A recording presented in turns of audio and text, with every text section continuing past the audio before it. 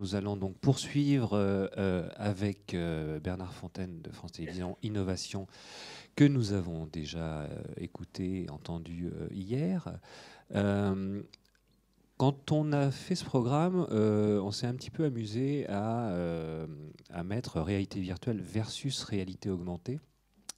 Dans le sens où on se disait, est-ce qu'ils sont finalement aussi complémentaires que ça? Est-ce qu'ils sont plutôt opposables? Et en fait, le point de départ de tout cela, c'est une étude qui a été publiée sur le site de Metamedia, qui est une étude menée par Perkins Coie et Upload, qui a été publiée fin septembre sur le site, et qui expliquait peu ou prou que 66% des professionnels du marché de VR et d'AR, donc 66% d'entre eux, pensaient que le marché de la réalité augmentée surpasserait bientôt celui de la réalité virtuelle. Alors, comme ça a été le déclencheur de cette session, j'ai envie de vous demander, Bernard, puisque c'est sur le site donc, de Metamedia, de nous parler assez rapidement, mais de nous parler quand même un peu de cette étude et de ce que ça peut laisser présager. Suite à nos nombreuses sessions qui vantaient la réalité Oui. virtuelle. Bon, d'abord, je vois que vous avez des très bonnes lectures sur Metamedia.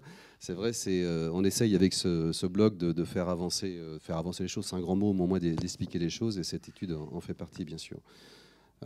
Aujourd'hui, la réalité virtuelle, on en a beaucoup parlé depuis hier matin.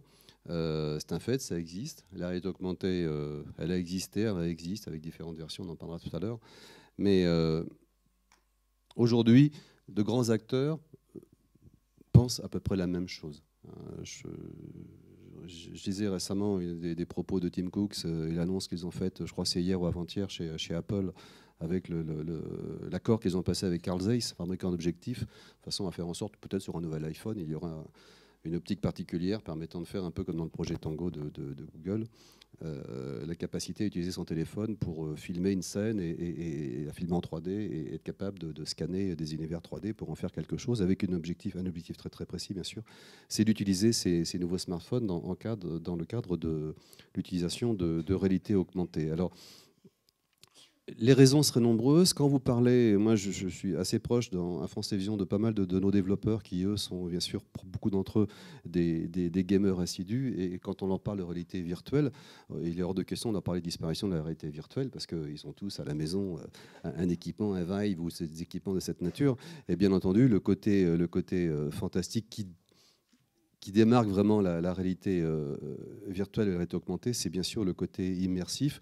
Je suis dans un autre monde. Voilà, je suis dans un monde qui est un monde. Je suis coupé totalement de mon univers, du monde réel, parce que je suis dans ce casque. Donc ça veut dire que la VR coupe l'utilisateur du monde réel, alors que la R aurait tendance à l'accroître. Oui, bien sûr.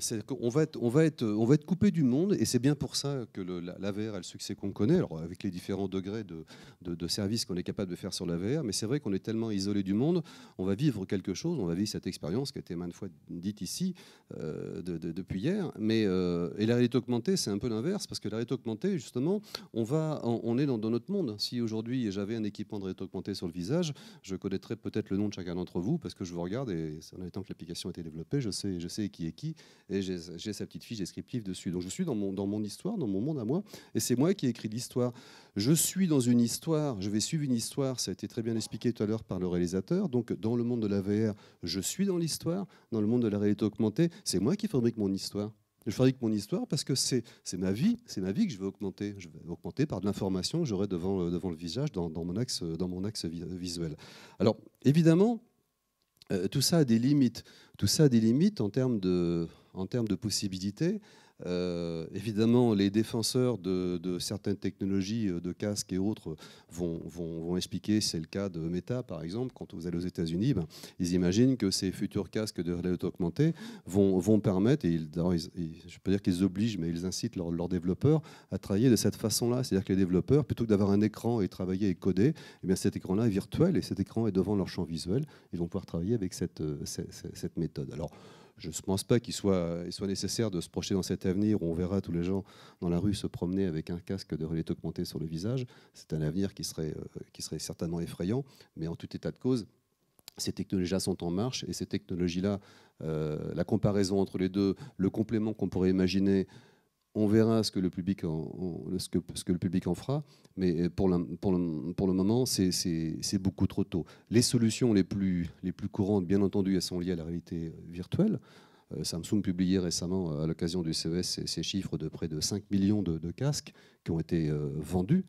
Bien entendu, Samsung ne va pas dire s'ils sont ou pas utilisés ou remisés au placard, comme certains le disent. Je ne le pense pas.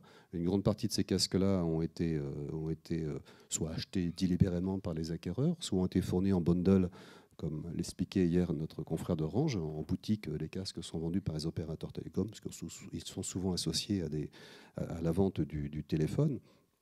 Mais en tout état de cause, sur ces quantités, somme toute importantes, 5 millions de casques commercialisés aujourd'hui par Samsung, c'est un chiffre important. Mais attention, ce n'est pas 5 millions de casques, et ici en France, c'est 5 millions de casques à l'échelon planétaire. Aujourd'hui, les chiffres que Samsung nous avait donnés l'année dernière, c'était ils espéraient en vendre à peu près 100 000 pour le marché français. 100 000 casques fin 2016. Je ne sais pas si ces objectifs commerciaux ont été tenus, mais en tout état de cause, c'est un marché qui reste aujourd'hui un marché en pleine expansion. Ça n'est pas un marché de niche. Là, actuellement, depuis ce matin à 8 h, c'est les soldes. Et si vous allez fouiller un petit peu sur les sites de vente, vous verrez qu'il y a des superbes occasions à faire sur les casques. Et certainement que ce marché-là va continuer de croître à notre bénéfice en tant qu'éditeur, naturellement, parce que plus ce parc sera important, plus nous, en tant qu'éditeur, on aura un intérêt à poursuivre nos travaux sur la réalité virtuelle. Alors, je reprends des termes que vous avez cités tout à l'heure. Vous dites, avec la VR, on est dans l'histoire, alors que la R, vous êtes l'histoire. Est-ce que c'est peut-être là que va se faire la différence ? Peut-être, c'est difficile à dire. En tout cas, l'histoire est en train de s'écrire pour la réalité virtuelle, parce qu'aujourd'hui, nous produisons, et bien sûr, beaucoup d'autres acteurs produisent, que ce soit dans le monde du jeu ou dans le monde de l'édition de services. Beaucoup d'acteurs utilisent la VR. C'est moins vrai, bien sûr, sur la réalité augmentée aujourd'hui, parce que cette réalité augmentée ne fait que démarrer. Alors,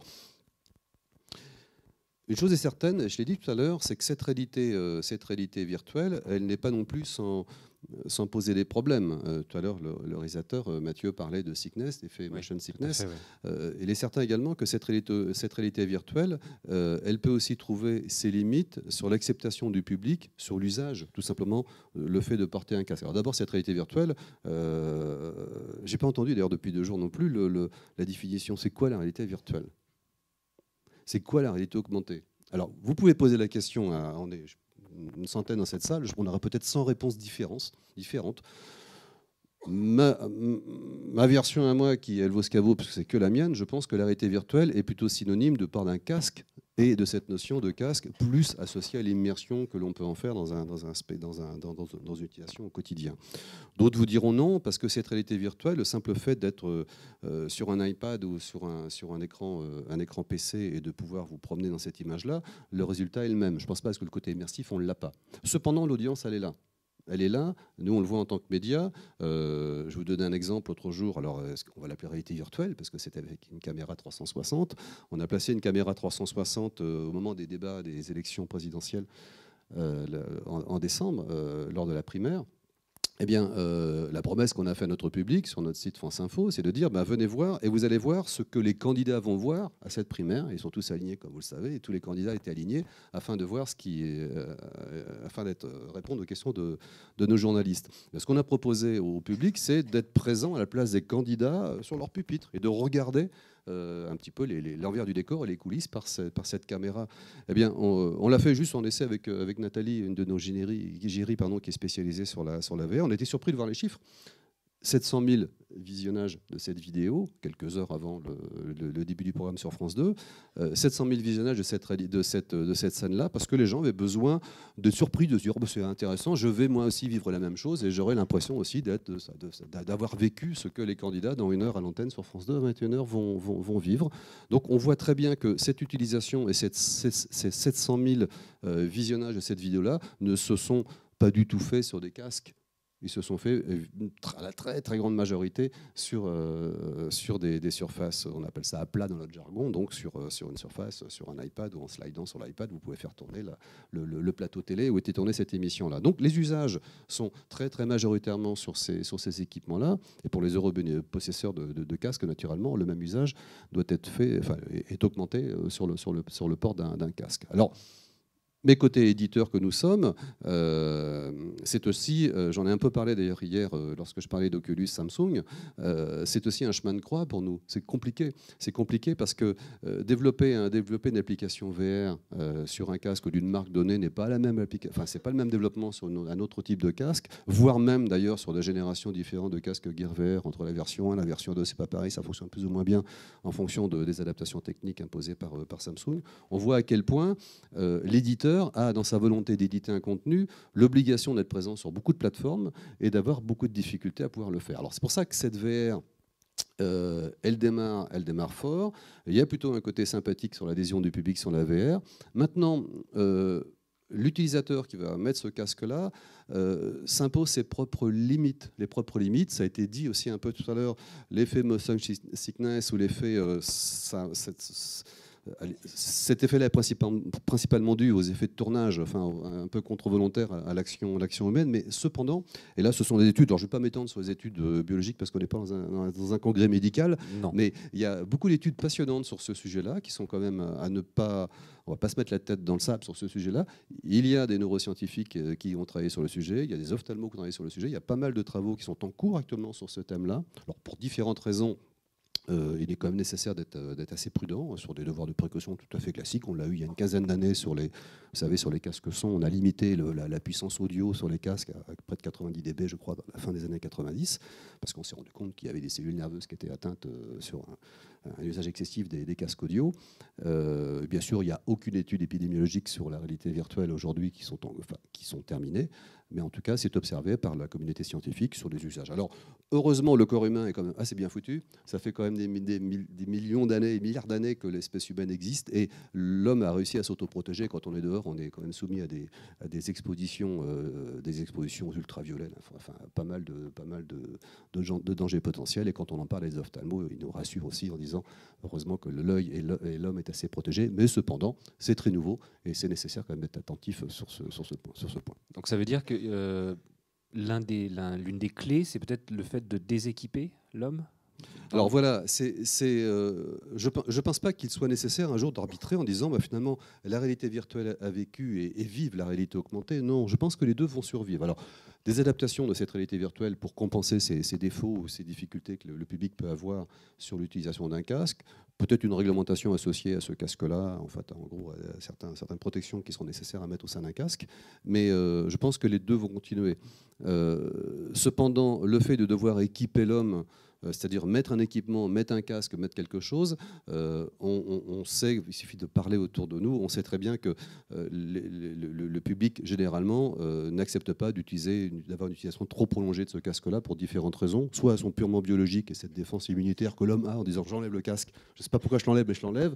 Ça correspond, ça peut reparler des problèmes de neurosciences, à des problématiques qui sont liées tout simplement au rejet en fait, de ces casques-là par le corps. Donc l'utilisation sur des séquences courtes ou séquences limitées d'une trentaine de minutes, comme ça a été dit hier par notre consoeur qui travaille sur des salles de cinéma virtuelles, n'est pas innocente sur ce point. Alors, le déséquipement de l'homme passe forcément par l'utilisation progressive de cette industrie aujourd'hui, la réalité augmentée qui commence à peine à démarrer, de voir qu'aujourd'hui cet équipement est encore nécessaire. L'équipement de l'homme, ça veut dire aujourd'hui avoir ou pas un casque pour accéder à des scènes de réalité augmentée. Aujourd'hui, c'est le cas. Le plus beau des exemples, je crois que cet après-midi, il y a nos confrères qui vont intervenir sur le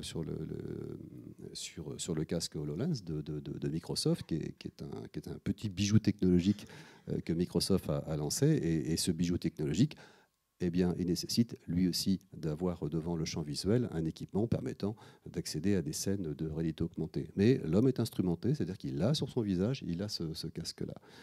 Alors, oui, pardon. Non, mais donc on a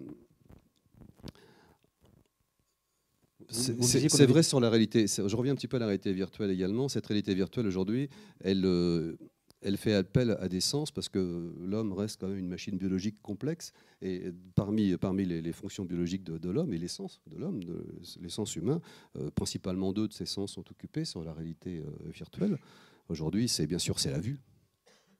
Vue en 360, etc., c'est la vue. Un autre sens qui est important, et ça l'a aussi été dit dans la précédente intervention, c'est l'audio, le son.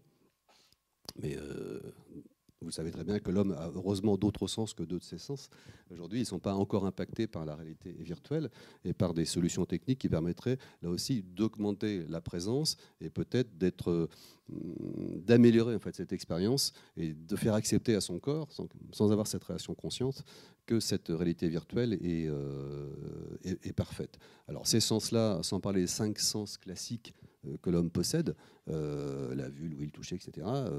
J'ai un peu parlé hier du toucher avec les travaux qui ont lieu à Grenoble sur des sensations haptiques sur des terminaux. Nous, on a fait des expériences là-dessus récemment.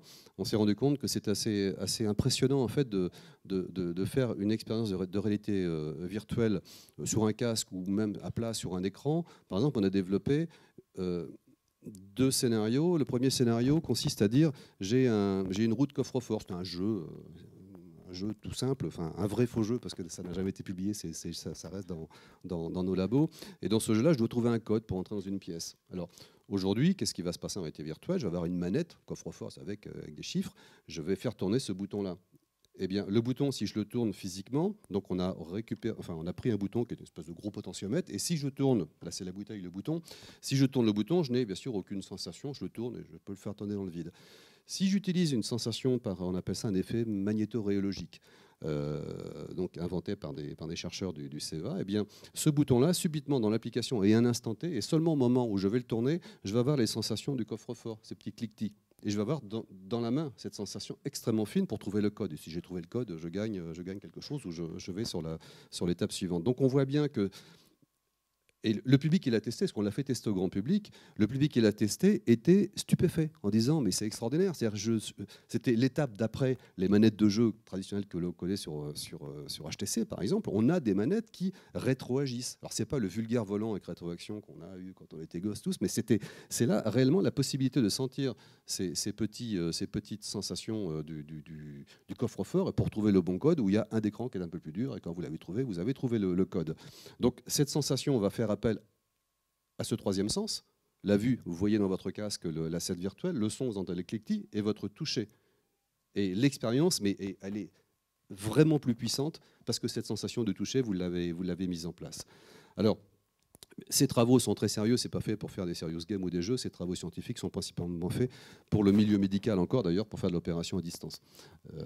Voilà, donc pour qu'un médecin puisse avec son casque de réalité virtuelle, puisse par exemple faire une biopsie, donc rentrer dans le corps humain et retirer quelque chose. Donc cette sensation du moment où l'aiguille va rentrer à distance, si le chirurgien est à l'autre bout de la planète avec son casque de réalité virtuelle, il va bien falloir qu'au moment où il pique, il sente dans son joystick, dans cette manette, cette façon que l'aiguille aura pour rentrer dans le corps humain de l'opération qui aura lieu à l'autre bout de la planète.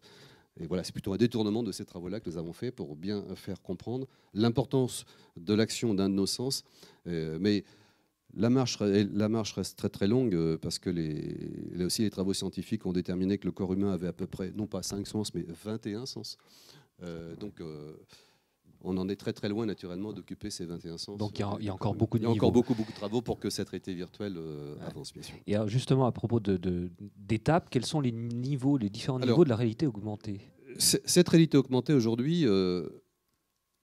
c'est vrai que là aussi, ça serait compliqué, ça serait difficile de définir ce qu'est cette réalité augmentée. Chaque acteur qui industriellement a un intérêt dans l'affaire vous dira, pour moi, la réalité augmentée, c'est ça.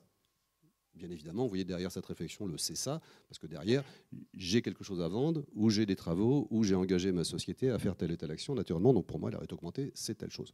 Je pense que c'est beaucoup plus complexe que ça, cette réalité augmentée.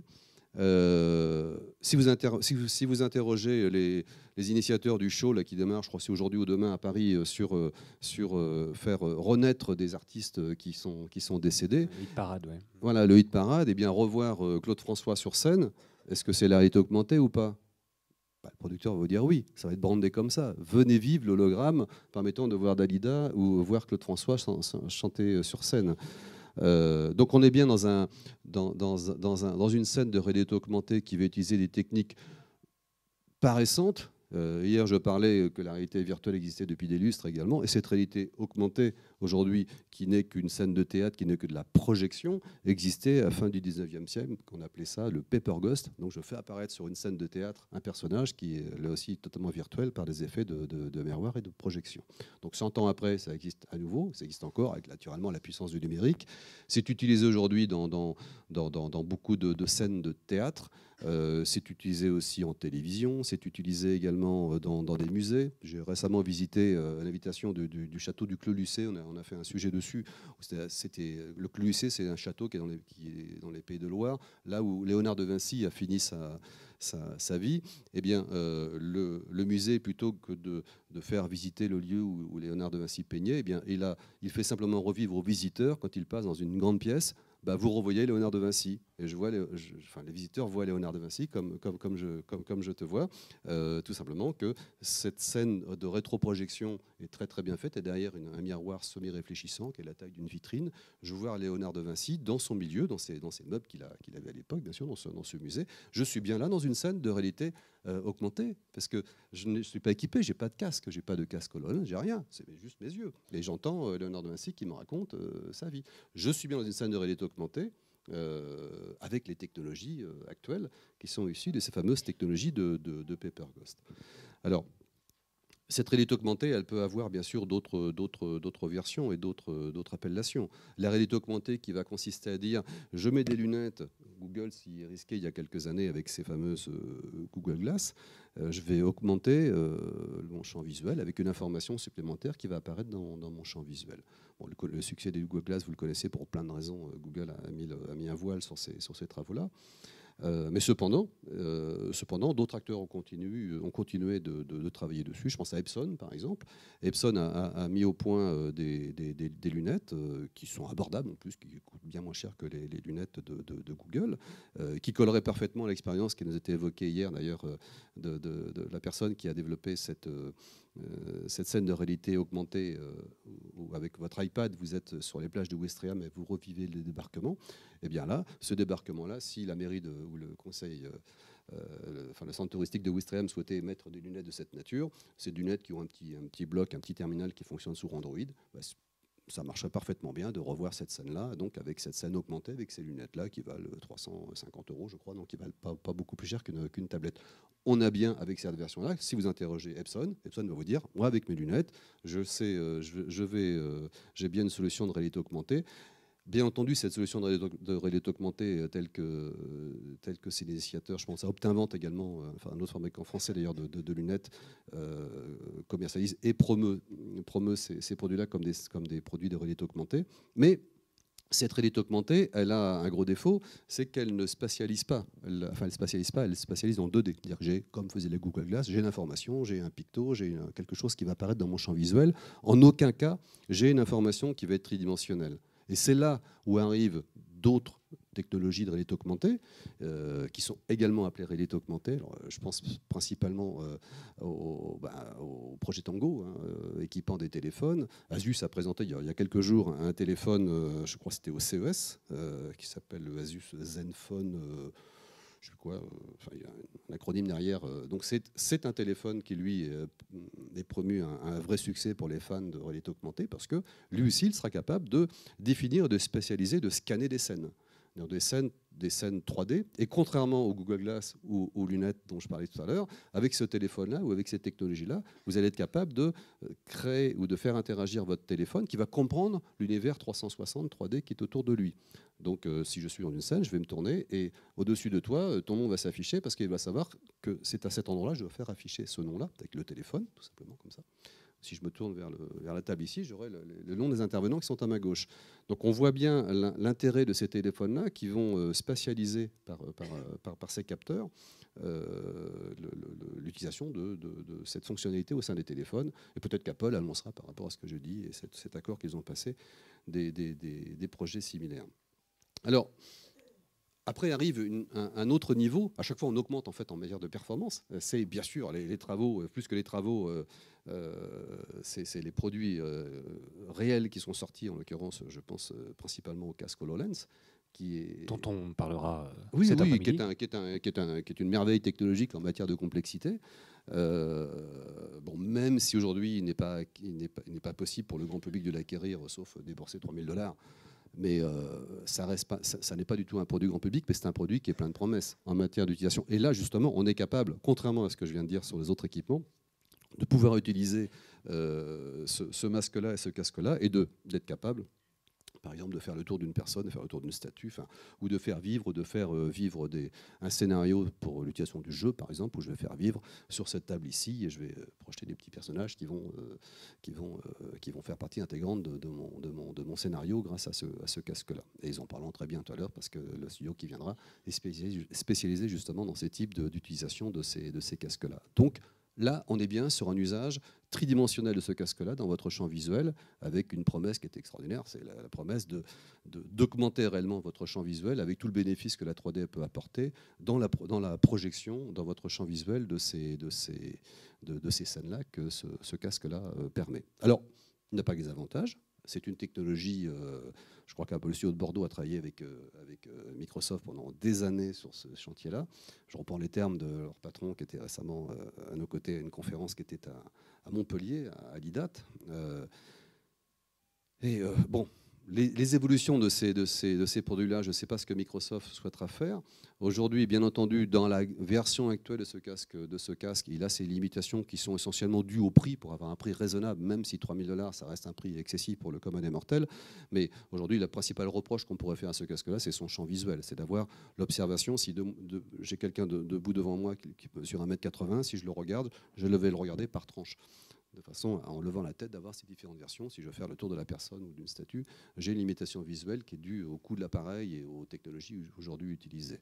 Bon, concurrence et inversement, Meta, aujourd'hui, boîte américaine, présente également des équipements qui ont d'autres caractéristiques techniques, d'autres défauts également par rapport au casque de Microsoft. Mais on voit à quel point ces équipements-là et ces géants-là, parce que Microsoft est qualifié de géant bien sûr sur ces travaux-là, ils sont capables de sortir des produits. Simplement, je pense, là c'est purement à titre personnel, ils auront beaucoup de mal à commercialiser ces produits-là s'ils restent seuls à vouloir le faire. D'ailleurs, Microsoft a engagé des campagnes de rapprochement avec des industriels fabricant des équipements permettant de sous-licencier peut-être cette technologie-là à d'autres fabricants. Je pense à Asus, je pense à d'autres. Et alors, quels sont les usages de cette réalité augmentée ? Ça, c'est une question à laquelle il m'est impossible de répondre, parce que les usages, là, on vient déjà d'en définir 4 ou 5 types de réalité augmentée, donc les usages vont être différents. Si je suis dans une salle de spectacle avec un Paper Ghost version 2017, j'ai l'usage du spectacle.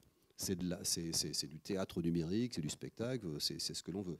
Les usages peuvent être très très nombreux. Tiens, un usage de réalité augmentée dont j'ai oublié de parler, c'est tout simplement chez nous en télévision. On utilise depuis des années et toujours aujourd'hui. Si je prends mon confrère journaliste Nicolas Châteauneuf, si je suis aux 20h de France 2, la fusée Ariane, comment ça marche? Et boum, vous voyez devant Pujadas la fusée Ariane qui arrive sur le plateau. Évidemment, on n'a pas installé la fusée Ariane sur le plateau de Pujadas. Elle est virtuellement conceptualisée, enfin fabriquée sur une scène graphique et avec un équipement d'incrustation vidéo tridimensionnel. Ça s'appelle ORAD, c'est une boîte israélienne qui commercialise ce genre d'équipement. Et bien, je vais faire apparaître la fusée Ariane et mon collègue va pouvoir expliquer comment fonctionne la fusée Ariane ou n'importe quel équipement scientifique pourrait être projeté sur ce plateau. Alors, chose intéressante d'ailleurs, hier je parlais de la porosité de nos services dans le monde du numérique dans nos entreprises, notamment chez nous à France Télévisions. Ce qui est très intéressant, c'est de voir comment on va être capable de passer d'un monde vers un autre, se dire si dans le 20h de France 2, cette fusée Ariane ou autre scène arrive sur le plateau de France 2, eh bien c'est intéressant de récupérer ce modèle de cette fusée-là, ce modèle tridimensionnel, pour l'insérer dans un produit qui lui va tourner sur HoloLens, par exemple, permettant, admettons que le public ait des casques HoloLens à la maison, eh bien, en coiffant ce casque-là, de retrouver une forme de replay de ce qu'on a vu sur le plateau, et ce replay, de faire un replay holographique d'un programme TV, c'est quelque chose qui est tout à fait concevable, évidemment, si le grand public est équipé de ces équipements-là, parce qu'il y aura une possibilité relativement simple de pouvoir exporter un modèle tridimensionnel de cet usage d'un plateau télé vers un usage, cette fois-ci, beaucoup plus grand public, si ces produits-là existaient. Alors, moi, j'ai noté d'autres trucs sur mes petites notes là, que j'ai fait tout à l'heure à la pause café. On a également sur ces... comment dirais-je, sur ces usages de réalité augmentée, d'autres promesses qui nous sont faites. Et là, c'est peut-être une espèce de saint graal que beaucoup d'industriels suivent depuis toujours, en vérité, c'est d'être capable de cette fois-ci, totalement déséquiper l'homme. C'est-à-dire ne plus avoir de casque, ne plus rien avoir, et être capable de projeter quelque chose devant soi. Alors, pas mal d'acteurs travaillent sur ces sujets-là. Alors projeter, ou peut-être une phase intermédiaire qui consiste à dire c'est l'objet qui devient un objet de restitution de réalité virtuelle.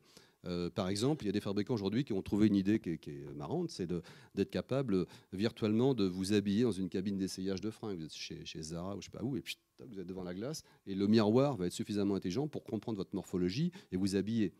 Alors, est-ce de la réalité virtuelle ou pas? Les utilisateurs vont dire, bien entendu, moi je commercialise ce miroir magique permettant d'habiller mes clientes ou mes clients. Un autre a présenté récemment un miroir où le matin vous n'êtes pas trop réveillé, enfin pas toi Stéphane, mais mesdames, vous n'êtes pas trop réveillés dans votre salle de bain, vous avez envie de vous maquiller, eh bien ce miroir va vous proposer des versions de maquillage différentes et ça va être brandé naturellement avec les marques de maquillage. Mais pourquoi pas? Voilà. Tu me donneras le nom quand même. Voilà, donc la capacité à ces miroirs à devenir des miroirs de réalité augmentée qui vont vous permettre de vous donner ces scénarios de maquillage directement au sein même de miroir qui devient un genre de miroir magique, puisque ce miroir magique va faire ces propositions-là. Alors on n'est pas dans le miroir qui donne l'information de BFM ou de France Info, c'est autre chose. On est sur des miroirs beaucoup plus puissants en matière d'usage.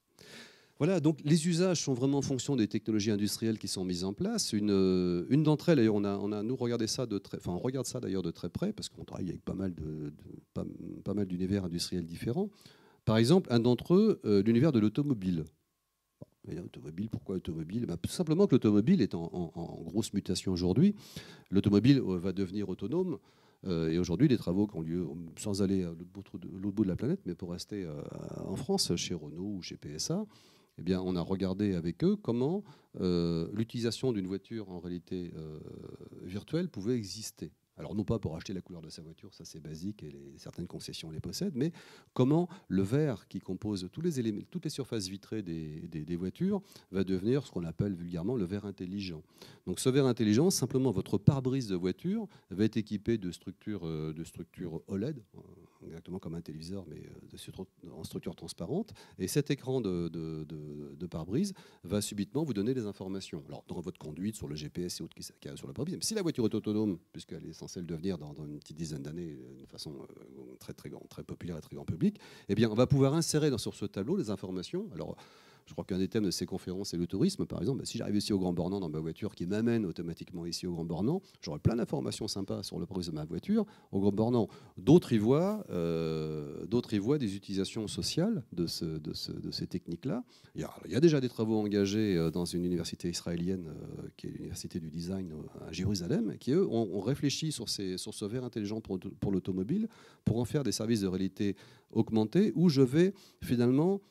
Alors voilà pour les places arrière par exemple, peut-être un jour pour le pare-brise avant, mais je veux faire vivre, parce que je vais échanger socialement mon expérience de passager dans la voiture. J'ai plus envie de voir le Grand Bornand, j'ai envie de voir Miami. Et j'ai un copain qui était à Miami, qui a la même techno que moi, avec la même voiture, la même marque ou le sous-licenciement de technique dans ses glaces. Eh bien, c'est le paysage que les caméras 360 qui vont équiper ces voitures-là vont filmer, et je vais avoir l'apparition dans ma glace de ce paysage qui va défiler. C'est pas celui du Grand Bornand, c'est pas celui de Paris ou c'est pas celui de Bordeaux, c'est celui de Miami, parce que mes copains ou dans mon réseau social, d'autres personnes vont partager ces expériences-là. Alors, ça reste pour l'instant naturellement des produits et des concepts purement laboratoires, donc à cette université israélienne, mais en tout cas, c'est sur la paillasse de labo, permettant à ces industriels de l'automobile d'imaginer des utilisations tout à fait nouvelles de cette réalité augmentée dans le monde de l'automobile. Vous voyez, là, on est bien loin des casques, on est bien loin des casques HoloLens ou des casques de réalité augmentée. Mais alors, est-ce qu'on est loin aussi de la narration, c'est-à-dire d'une œuvre narrative, comme l'a évoqué Benjamin, par exemple, ce matin, donc, avec une vraie histoire? Est-ce que ça, c'est compatible, ou est-ce qu'on se retrouve plutôt dans de la projection de data? Non, pas du tout. On peut parfaitement imaginer, enfin pas du tout. Ces produits-là arrivent tout juste, enfin d'autres produits dont je vais parler maintenant arrivent tout juste, où on peut imaginer toute cette utilisation de ces phases narratives ou de cette construction d'un jeu, les imaginer dans l'utilisation d'un système de projection. Je vais donner 2 exemples pour ça. Un exemple d'une boîte californienne qui s'appelle Looking Glass. Et cette société californienne a mis au point, en fait, je ne vais pas dire c'est le téléviseur du futur, mais c'est en tout cas un équipement, je ne sais pas comment le qualifier, mais un équipement de projection holographique. Alors, sans instrumentation humaine, je suis comme je suis, donc je regarde avec mes yeux et j'écoute. Et la scène virtuelle va apparaître dans un cube. J'ai un cube et au centre de cette cube-là, je vais pouvoir avoir, pour le coup, une narration d'un programme, si ce programme-là a été produit, a été tourné sur ça, et je vais avoir virtuellement cette sensation de faire flotter dans l'air cette scène-là qui a été produite dans le cas d'un jeu. Le jeu, je l'ai exporté, je le projette dans ce holocube, il y a différents noms de cette boîte-là, dans ce holocube qui est devant moi. Donc je peux utiliser tout ou partie de cette scène si c'est un programme qui va être décrit avec une narration bien précise. Je peux participer, je peux interagir. Je peux faire les actions dessus, faire interagir, faire entrer un comédien, le faire sortir. Donc c'est la version beaucoup plus évoluée que l'on connaît aujourd'hui en matière de réalité virtuelle. Et puis pour terminer, parce que je vois le chrono, on est à 35 minutes, on a dû écouler notre temps. On pourra en parler pendant des heures tous ensemble de ça, parce que c'est vraiment passionnant ces technologies-là. Eh bien, coup de chapeau également d'une boîte française. On a retrouvé tout à l'heure une petite vidéo. Nos collègues là-haut vont peut-être nous l'envoyer. Je vais vous faire voir un truc là. Ça, c'est fait par un gars, un petit centralien, qui va devenir certainement très connu. Enfin, il a défrayé la presse américaine, je vous laisse regarder le petit film récemment, par rapport à son invention. Vous voyez ? Là, vous n'êtes pas instrumenté, vous avez directement cette scène, c'est un jeu. Bon, désolé, c'est YouTube qui traduit, enfin qui fait le sous-titrage. Would it be cool to create it in real life? HoloLamp is a combination of my childhood dream. HoloLamp is a new portable device which offers a glasses-free augmented reality experience. Donc c'est une sorte de petite lampe qui va projeter par un microprojecteur une scène virtuelle. Cette lampe est équipée de caméras qui vont naturellement regarder le regard des utilisateurs et vous présenter la scène 3D qui correspond à votre angle de vision. Donc utilisant des jeux développés sur Unity, pour ceux qui connaissent Unity, ils savent de quoi je parle, donc des solutions très communes de développement de scène 3D. Donc pas de glace, pas de casque, rien. Je projette cette scène-là devant moi. Voilà.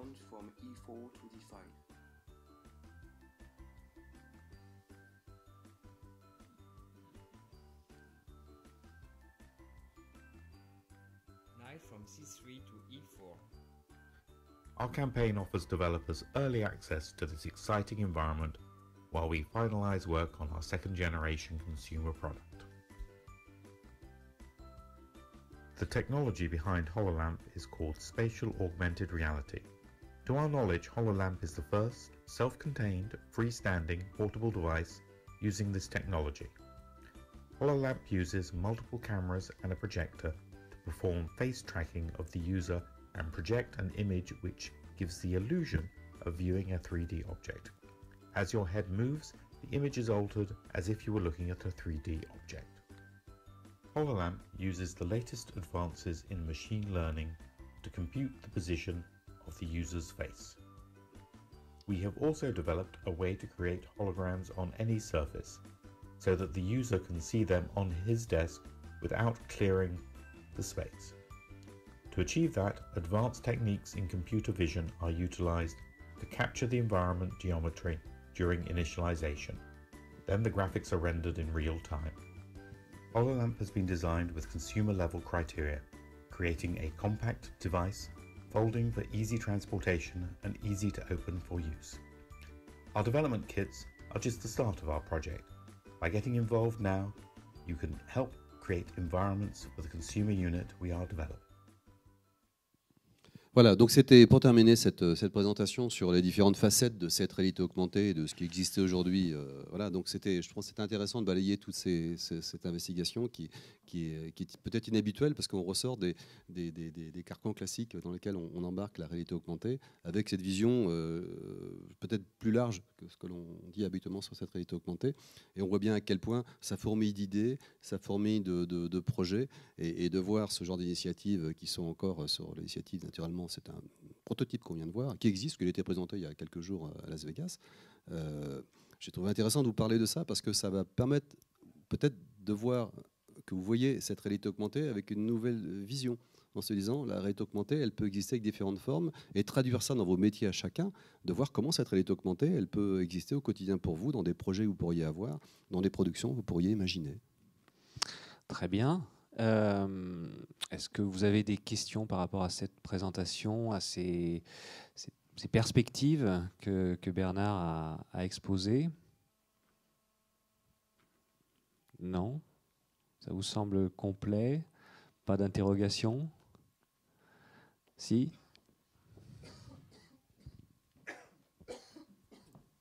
Bonjour, David Galrenier, directeur du pôle de compétitivité Imaginov. J'avais juste une question simple, c'était j'aurais bien aimé découvrir les 21 sens, en fait. Ah ben, j'en ai quelques-uns sur mes notes parce que je ne suis pas médecin. Je vais vous en donner 4 ou 5. Oh là, oui. Équilibrioception. Bon, Ouais. c'est un sens qui vous permet de tenir debout. Le sens de l'équilibre. Donc ce sens-là est un sens qui est dans ces 21 sens qui existent. J'en ai noté un autre, la proprioception. La proprioception, c'est la localisation de vos membres dans un espace tridimensionnel. Je sais que mon bras, là, il est en train de se déplacer. Je sais, non pas parce que je le regarde, si je ne regarde pas mon bras, je sais qu'il se déplace. Et, et pourquoi je sais qu'il se déplace? Parce que ce sont les tensions musculaires de mes muscles qui le font bouger. Et cette proprioception et ce sens-là, qui est défini dans le corps médical, qui permet de savoir que mon bras se déplace. Mais je n'ai pas besoin de le regarder pour comprendre que mon bras se déplace. Alors qu'avec un vibe, je suis obligé de regarder quelque chose pour comprendre que ma main va faire une action sur la télécommande. Vous voyez, voilà 2 sens. La thermoception, quand vous mettez la main sur un café un peu brûlant, vous brûlez. Voilà un des sens parmi ces 21 sens. Et il y en a beaucoup d'autres. Il y a un sens tout bête, vous allez peut-être avoir parce qu'il est Oui, midi. c'est ça. C'est la fin. La fin fait partie de ces sens-là. Voilà. Ça me semble un mot de conclusion. Alors d'autres mais vont vous dire le magnifique. sens du commerce peut-être, ou je ne sais pas quoi, mais le sens de l'orientation. Mais il y a d'autres qui sont plus anecdotiques. Mais en tout cas, dans ces 21 catégories de sens scientifiquement définis par le corps médical, évidemment, quasiment aucun d'entre eux ne sont aujourd'hui concernés par la réalité virtuelle. Parce que la proprioception, voilà, je veux dire, de prime abord, ça m'emballe pas. Par contre, fin. Et je pense que ça peut être un très bon mot de conclusion pour cette. Ah Voilà. non, il y a une question, pardon. Bonjour, du coup, désolé un peu si tout le monde a faim, mais je vais me dépêcher. Gilles Nepel de la société Almédian, spécialisée en jeux vidéo Serious Game. J'ai une petite question par rapport aux différents supports, effectivement, puisqu'on parle souvent de réalité virtuelle, augmentée. Là, vous avez montré quelque chose de super intéressant, vraiment avec l'HoloLamp. Par contre, est-ce que vous n'avez pas peur que justement le fait de multiplier plein de devices technologiques, d'appareils technologiques comme ça différents, ça fasse peut-être un peu peur, du coup, enfin que ça ralentisse justement, ou peut-être faut une standardisation à ça? Alors, ça, c'est un autre débat qui nécessiterait une table ronde en tant que telle. Oui, la réponse, elle est oui. La réponse, elle est oui. Aujourd'hui, c'est le problème, je l'ai un peu évoqué tout à l'heure en disant que c'était compliqué pour nous de développer parce que les versions de casque, etc., c'est un cauchemar, la puissance 100 de développement d'une application iOS ou Android sur les équipements de réalité virtuelle. Alors, pour la réalité augmentée, on en parlera plus tard. Mais évidemment, parce que vous avez une totale dépendance de l'industriel qui fabrique le matériel. Donc, en tant que développeur, et nous, en tant qu'éditeur, et dans ma division en tant que développeur, on a des difficultés parfois quasiment insurmontables à devoir avoir envie de proposer nos contenus à différentes, sur les plateformes les plus larges possibles et devoir développer à chaque fois les contenus pour chaque plateforme. Si je reprends les propos, je parlais de Montpellier tout à l'heure, du patron d'Ubisoft qui était à Montpellier lors de la conférence, qui disait que lui, c'était sa principale hantise était Ubisoft, oui. Alexis Joly Desautel, le patron de la division développement d'Ubisoft 3D, de devoir développer des jeux et finalement de se heurter des fois contre des murs devant les industriels qui sont les fabricants de ces casques-là, qui en gros lui posent des vraies difficultés permettant de rendre interopérables, on appelle ça en jargon technique, les jeux avec les différentes versions de casques ou les différentes marques de casques. Et ça c'est quelque chose de compliqué que les développeurs comprennent. S'il y a des développeurs, je ne sais pas, dans la salle, en tout cas, c'est très compliqué. Et c'est vrai que de voir des plateformes plus ou moins exotiques qui arrivent, bon, peut-être, à contrario, le jeune centralien qui a fait l'Olympe, c'est différent. Et il le dit dans le sous-titrage, n'importe quelle application qui est développée sous Unity, qui est en gros le PowerPoint de la 3D, pour faire simple, devrait pouvoir tourner. Alors pour l'instant, moi je ne l'ai pas testé au Olympe, on verra, j'espère qu'on pourra le faire, le tester pour voir un peu ce qu'on peut tirer de ces équipements-là. Mais en tout état de cause, ça peut être un vrai frein. Le frein est incapable de produire un contenu et d'avoir ou les moyens ou le temps, tout simplement, de porter ce contenu sur un service qui va faire la même chose, mais qui va devoir s'exprimer sur les plateformes voisines, mais pas simplement voisines, mais un peu différentes techniquement. Et ça, c'est le cauchemar de tout développement et de toute. Mais c'est pas forcément un frein. Et puis peut-être que dans ces techniques-là, une d'entre elles se détachera et finalement, ça deviendra la plateforme, le standard et le must, en disant évidemment c'est là-dessus qu'on devra développer parce que c'est là où se fait l'audience et c'est là où les développeurs se sont spécialisés pour développer des applications, puis d'autres vivoteront ou bien seront choisis, et ça je ne l'ai pas dit tout à l'heure, j'ai oublié de le dire, dans un monde qui est un peu particulier, qui est un monde là où notamment la VR et aussi la réalité augmentée d'ailleurs, surtout la réalité augmentée d'ailleurs, va se déployer très rapidement, c'est dans le monde industriel tout simplement. Mon industriel, c'est je suis ingénieur en automobile et j'ai besoin de dépanner ou de conseiller un de mes concessionnaires qui ne comprend plus rien comment régler le moteur de la voiture. Je mets mon casque de réalité augmentée et un usage, même s'il est limité en angle de vue, etc., comme j'expliquais tout à l'heure, mais je suis parfaitement capable de faire le bon geste parce que l'ingénieur qui est à Poissy, qui a fait cette partie du moteur, va m'expliquer quel geste je dois faire pour réparer la voiture. Je suis devant un moteur très complexe, je suis devant une scène ou une opération où je suis étudiant en médecine, j'ai besoin de mieux comprendre l'anatomie humaine. Eh bien, grâce à ce casque-là, je suis bien dans un usage qui est professionnel. Là où la réalité augmentée a une vraie valeur, c'est aussi pour développer ce genre de service à l'intention des pros dans la maintenance. Récemment, Microsoft a fait une conférence à Paris, à leur siège, sur ce thème-là, sur l'utilisation professionnelle du casque HoloLens, qui est plein de promesses, et ce sont des promesses qui ne sont pas du vent, quoi. C'est des promesses réelles, parce que derrière, il y a un véritable intérêt pour pas mal d'activités, bon, sur le tourisme, sur le milieu des agences immobilières, enfin, tout un tas de trucs sur lesquels on voit des perspectives intéressantes sur l'utilisation de ce casque HoloLens.